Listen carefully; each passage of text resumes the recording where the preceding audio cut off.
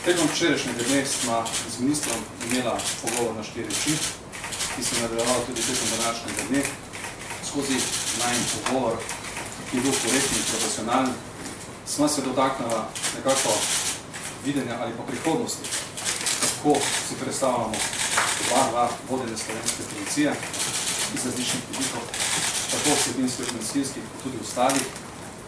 Nekako končni rezime teh pogovorov je bil, da je enostavno v teh najnih odnosov prišlo do določene stopnje razhajanja, do stopnje zaupanja, tako tudi v končni fazi do različnih pogledov, kako naj bi vodenje slovenske policije potekalo tudi v prihodnosti.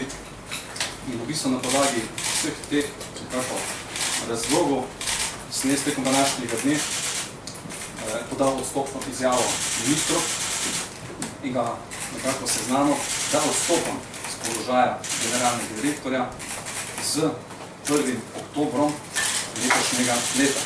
Nisem odstopno izjavo gospoda Borčka posredoval vladi. Vlada se bo tekom popoldneva s tem seznanila in sprejela ustrezne akte.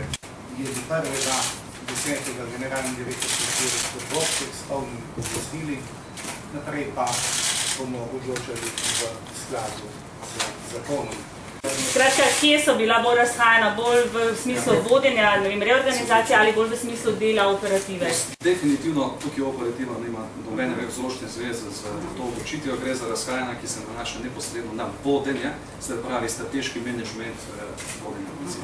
1.10. verjemite, je še kar veliko dela, tako iz naslova strateškega vodenja, tako tudi verjamem, da bodo naši kolegi in kolegice policisti in kriminalisti v pozitivnem smislu še presenetili slovensko javnost z dobrimi rezultati. Se pravi, delo bo potekalo nemoteno, predvsem pa, ko se gleda na začetku, budno bom delal na tem, da bo to delo, se pravi, s polno mero entuzijazma, koliko ga poznamo, pa motivirano se teklo tudi v prihodnosti. Se pravi, do 1.10. še kar veliko dela.